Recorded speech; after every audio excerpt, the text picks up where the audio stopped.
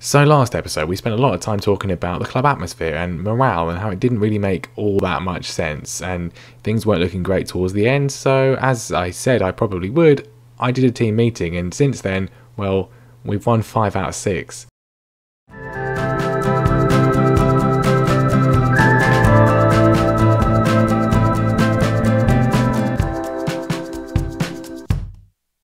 Hello everyone and welcome back to more Norwich City, bouncing back, and well, we've certainly bounced back. It's looking incredibly good. It's the 27th of November, heading into the busy December festive period, and well, we're in a very, very good position. Obviously last time we reached 4 games without a win, a disappointing 0-0 with Burnley, and then a last minute pretty much defeat to Southampton, which kind of was neither here nor there, but that obviously made the morale get quite low, despite the previous excellent results and performances that we'd had, because just the players get upset when you don't win games in a row, I guess.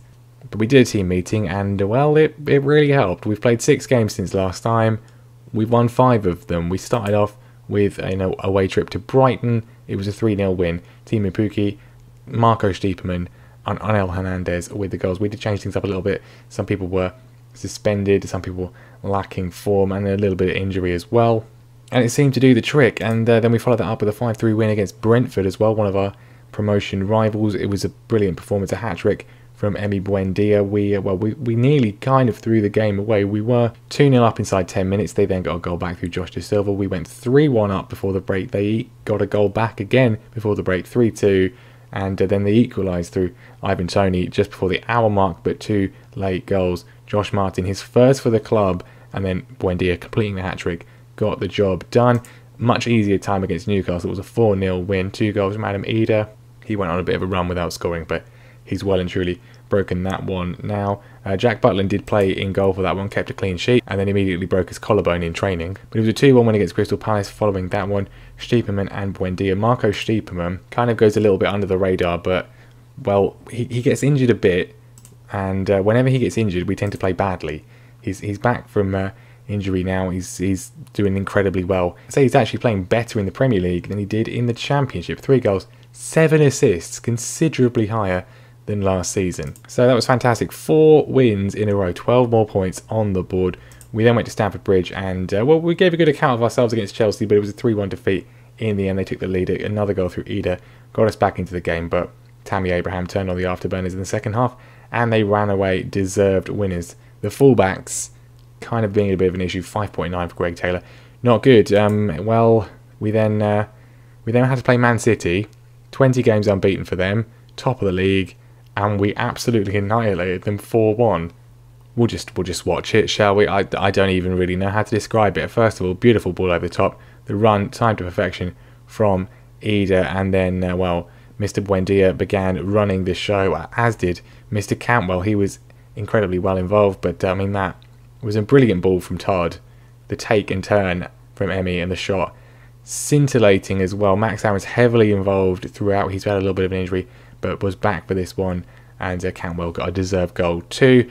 And it was just great. I mean, we were 4-0 up before the hour mark. It never looked in doubt from that point onwards. I mean, this was another fantastic goal from Buendia.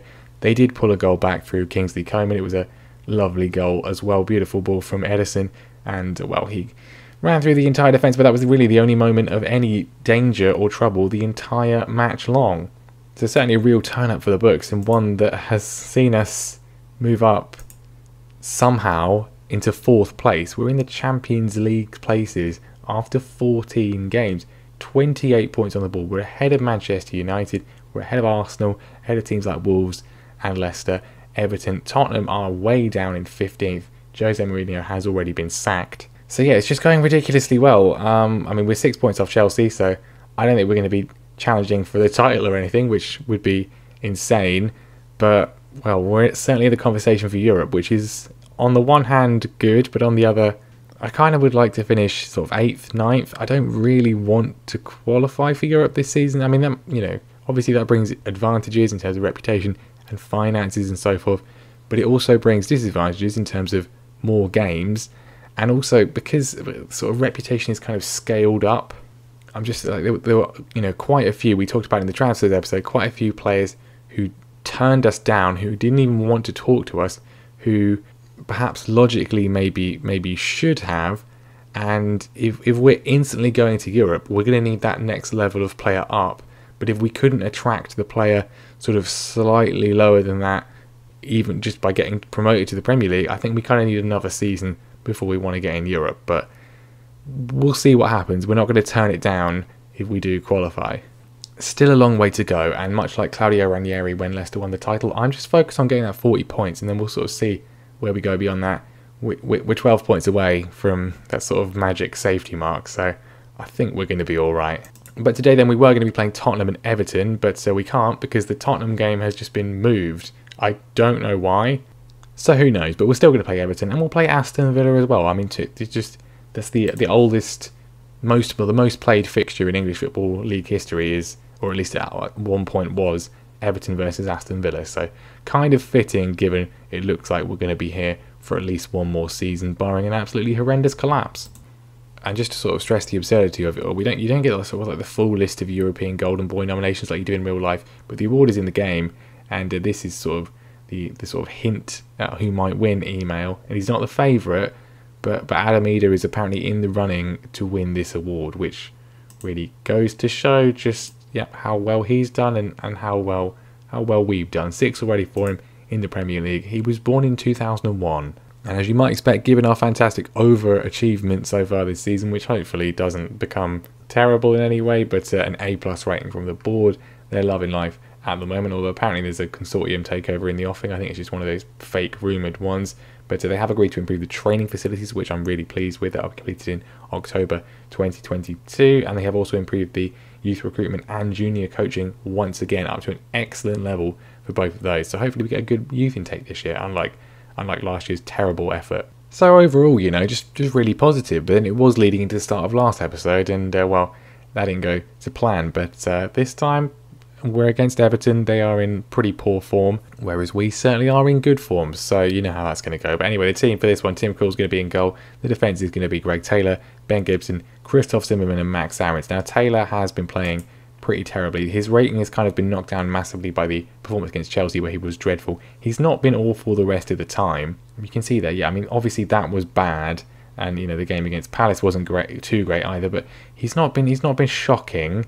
He's not been shocking, but definitely an area of weakness. In fact, the whole left side, Campbell, I'm not entirely sure why his rating is so low. He was excellent against City. Obviously has missed a few games from injury. I mean, just not scoring as many, but it did well last time, so he keeps his place up there. Midfielders Vieira, Longstaff and Stiepermann gelling well together. Buendia, of course, on the right-hand side. 7.49 average rating for him, and Adamida in amongst the goals again up front. Now, Emile Smith-Rowe is back from his lengthy injury, so he could go on the bench today. I think I'm not going to risk him just yet. He's only just come back. Needs to get a bit of sharpness in the under-23s before we would consider him for selection again. So Everton fielding a team entirely comprised of real players from their side, with the exception of Jorge. Only one difference. Everton struggling definitely recently, down towards the lower half of the table, whereas we're sort of massively overperforming on expectation. Let's see what we can do today. 3 more points would be fantastic. We're starting things off on the front foot. Buendia picks it up in a bit of space, gets it out to Longstaff. Adamida's in, and well, arguably should have scored. I don't know how he wasn't offside, and Buendia puts the corner in, and this time, no doubt about it, he gets the ball away. Adamida can't really miss from there. 7th of the season for him. Took him a little time to adjust to the Premier League after scoring in the first game of the season, but recently he's been absolutely red hot form, just like he was in the Championship. I mean, that was as simple and straightforward as he's ever going to get. Well, you can see the confidence that we have against the confidence Everton do not at the moment. That was a little bit of a mistake. James Rodriguez showing his absolute class. Richarlison is in, and well, I should just not say anything, really, should I? Just shouldn't say anything. Very simple, effective goal from Everton there. Well done. We were looking good. We were confident, and then the golden ball winner from the old World Cup just sets up Richarlison, who beats our entire defensive pace, stinks it over Tim Krul. He had no idea what he was doing, and they're back on level terms. Taylor punts it forward to Todd Cantwell. He's in behind now, stretching the Everton defence, and he's like, I thought he scored, but it buffles the side netting. Buffles? That's not a word. Ruffles. Well, we seem to be having the mainstay of possession, and once again, to scramble on the goal line. We hit the bar, but Everton managed to get it away. Aarons chucks it back to Longstaff, and we're definitely having the majority of the old highlights. That's without question. We 1-1 in terms of the goals. That's the problem. Aarons on the right hand side swings it in. Stiepermann is there. I said he was understated. I said he was important, and that's the kind of thing he can do. Right place at the right time. A goal for him this time. 4 for the season to go with all those assists. Marco Stiepermann restores our lead. I mean, it's a beautiful ball from Aarons. The run from him is excellent. Stays wide, goes wide, and then puts it in. He makes the right choice.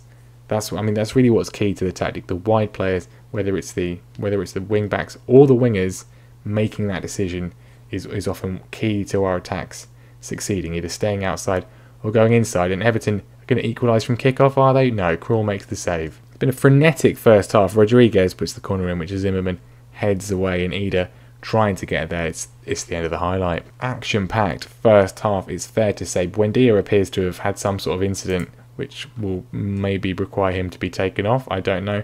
I'm thrilled with the performance. We'll just send him out there and see if he recovers. Not much. We better take him off. Bring Kieran Dowell on. He's just too important. I'd actually rather lose the game than lose him for a month or more of injury. And we're trying to find Calvert-Lewin, but we've been able to intercept again. And Krul now just tries the same thing. Dowell knocks it on. It's a good header from him, but very much just sort of it was his end-to-end action. It's a very, very even match. We are leading at the moment, though. Longstaff gives it to Dowell. The tackle is missed by Jorge and Digne. Stiepermann finds Ida, gets it back. Lovely little exchange of balls, side foot passing. Stiepermann's in again. He's got his second of the day. Marco Stiepermann. That was nice, wasn't it? Is this Norcelona? I mean, look at this. Triangles, little flicks, back heels.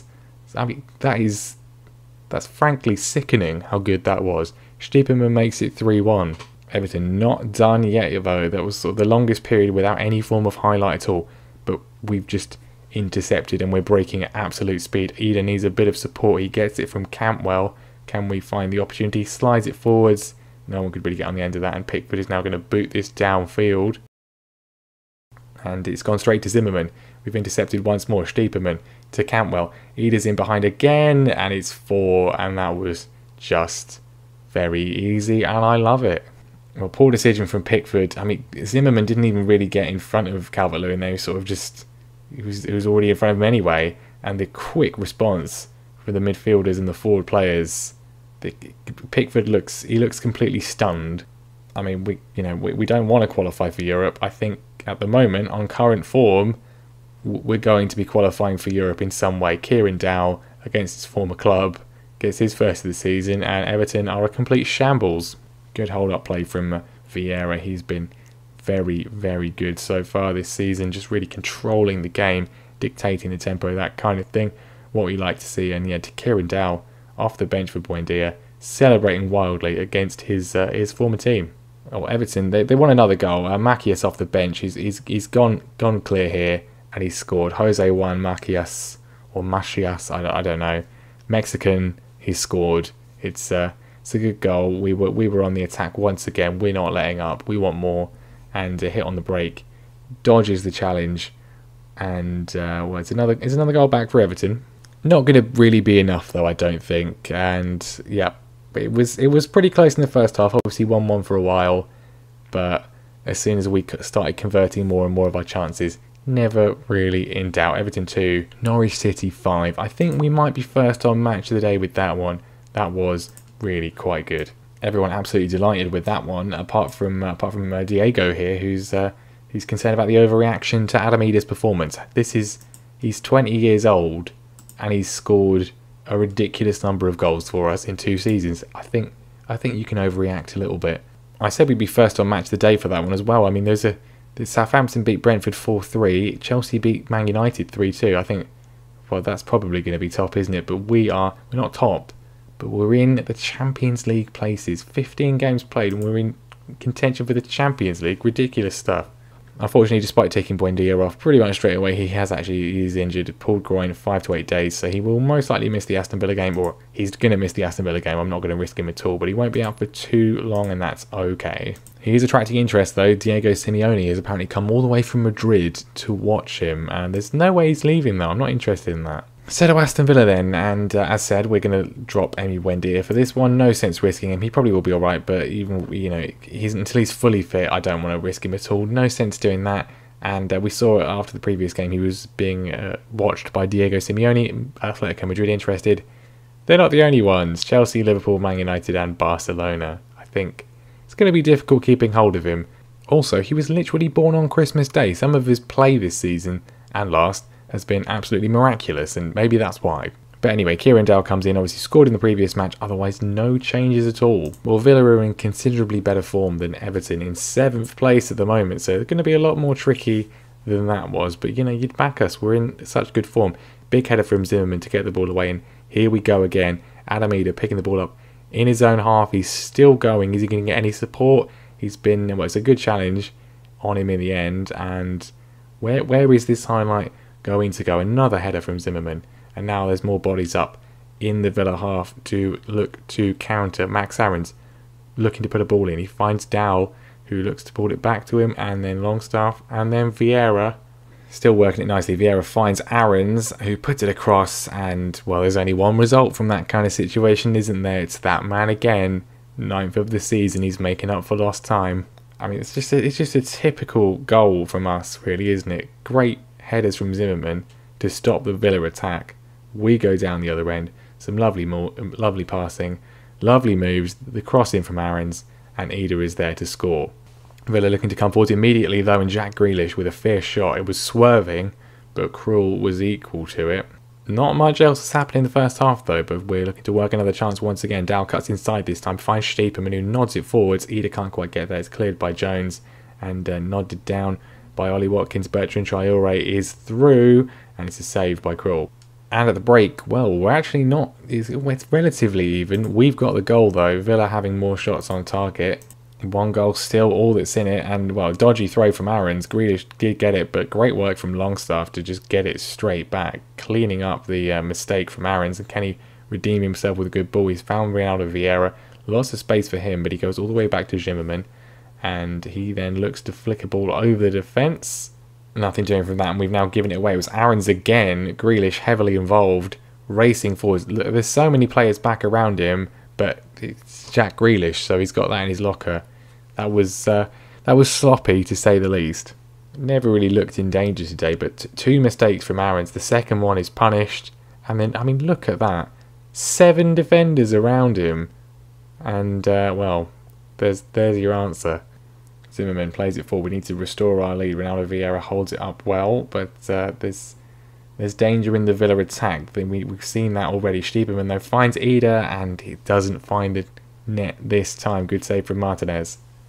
Is there going to be a late winner for us, or is there going to be a late sting in the tail? Greg Taylor dodges the challenge from the Villa defender. It's David Zappacosta, and they're sort of resting around in the corner. Vieira can't get there. Juan Mata finds Jack Grealish. There's fewer defenders back this time.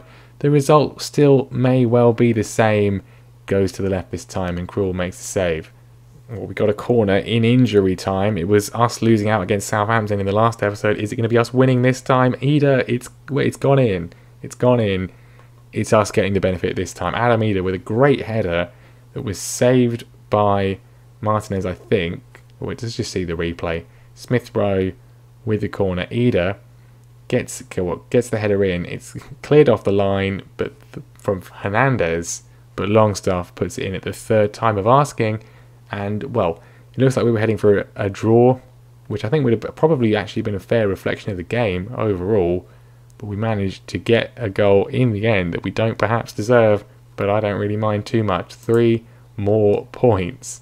And that is kind of a testament to what good morale and good form can bring, I guess, because we're still in 4th place, 34 points.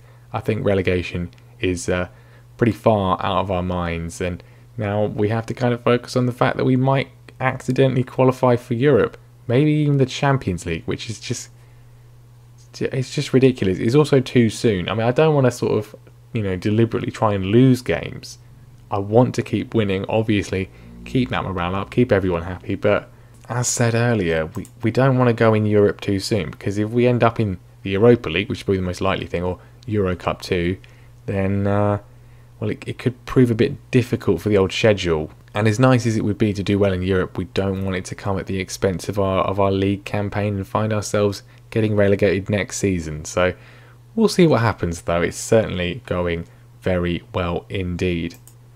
Just the one draw this season as well, which is pretty impressive. So next time then, we will be back for some January transfer action. I'm not necessarily expecting to make any moves, but we have got money to spend. I mean, we've still got 30 million from this summer. Obviously, all of these regens will be joining us, and there's quite a few players that would like to leave, either permanently on loan. Placheta, Hernandez amongst them. So we may look to get somebody else in, depending on sort of how that all shakes up. But as for games, I think we've got to start maybe testing ourselves against some of the bigger boys. I think, well, Manchester United is kind of jumping out to me as a team who, one of a few teams who have actually beaten us so far this season. Can we get a result against them? Probably with Sheffield United or with Fulham. One of those two will go with it. Can we keep up the good form? Let me know what you think down in the comments below. Make sure you leave a like. Make sure you subscribe as well, so you don't miss what happens in the rest of the season. It's pretty good, isn't it? It's pretty good. This is the thing.